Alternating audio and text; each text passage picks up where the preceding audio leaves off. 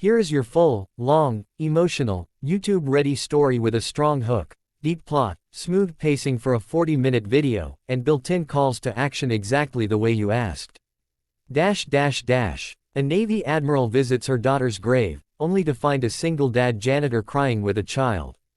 Who would have imagined that one ordinary visit to a quiet military cemetery would change 3 lives forever?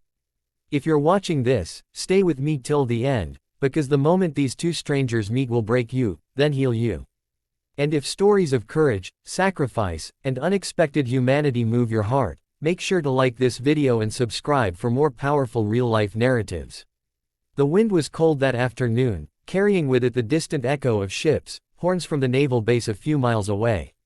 Admiral Rebecca Hale walked through the rows of white headstones with the same heaviness she'd carried for the last 7 years. Every visit felt like reopening a wound that never truly healed. Her daughter, Lieutenant Junior Grade Amelia Hale, was buried under the shade of an old oak tree. A pilot, a dreamer, a girl with eyes full of fire. Gone too soon. Rebecca tightened her grip on the single white lily she brought every month. But today, something was different. As she approached the familiar spot, she froze. A man was already kneeling at Amelia's grave, broad shoulders slumped, wearing a faded janitor's uniform. And beside him stood a little girl, maybe 6 or 7, her tiny hand resting on his trembling back as he cried. Rebecca's heart jerked. No one outside the family ever visited this grave. She cleared her throat gently. "Excuse me, can I help you?" The man flinched, wiping his face quickly with the back of his sleeve.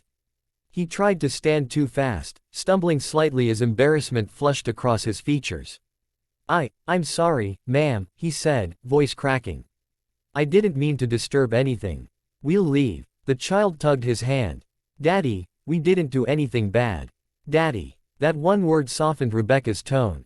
"You're not disturbing anything," she replied quietly. "But, may I ask why you're here?" The man looked down at the headstone as though it was something sacred. "My name's Ethan," he whispered. "I work as a janitor at the Naval Hospital. And your daughter, she saved my life." Rebecca's breath caught. "My daughter saved you." He nodded. "Not the way people think of saving. I never met her when she was alive." Rebecca's brow furrowed. Ethan swallowed hard and continued. "I was a wreck, Admiral. After my wife died of cancer 3 years ago, I fell apart. I lost my job, my home, everything. My little girl, Rose, she saw me cry more than she ever saw me smile." The child looked up, squeezing his hand. "I got a job cleaning floors at the hospital. One night, I found a dusty display in the hallway, your daughter's picture, her medals, her story. It said she believed every person she served with had worth. That even the smallest light mattered." Rebecca felt her throat tighten. "I started reading about her every break I had," Ethan continued. "Her courage, her kindness, it made me want to get back up. She became a reminder that I could still be a father worth looking up to." He knelt again, placing a small paper flower, clearly handmade, on Amelia's grave. "My daughter makes these for the people who help us," he said, voice barely steady. "And Amelia, she helped us more than anyone else." The cemetery was silent. Rebecca's eyes filled, but her voice stayed calm. "My daughter always wanted to change the world," she whispered. "I never realized she was still doing it."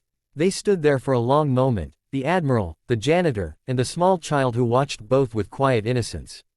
Softly, Rebecca asked, "Would you tell me what part of her story helped you the most?" Ethan exhaled shakily. "The part where she volunteered to fly that storm mission," he said. "Everyone told her it was too dangerous. She refused because a stranded crew of sailors needed supplies. She put others first, even when she was afraid." Rebecca felt tears escape, something she hadn't allowed in years. "Amelia was terrified of storms," she said, almost laughing through the pain. "When she was little, she hid under blankets during thunder. She told me once that courage isn't never being afraid, it's choosing someone else over your fear." Ethan's eyes widened. "That's exactly what she taught me. I chose my daughter over my fear of failing again."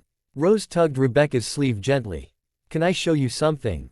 Rebecca knelt. The little girl held up a small drawing, a smiling pilot with angel wings, standing beside a man and a child. "That's your daughter," Rose said proudly.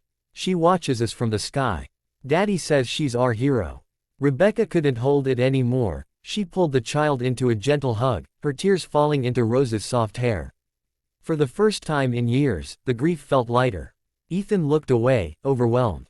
When Rebecca finally stood, she placed the white lily next to the paper flower. "Ethan," she said softly, "you and your daughter are welcome to visit anytime." Amelia would be honored.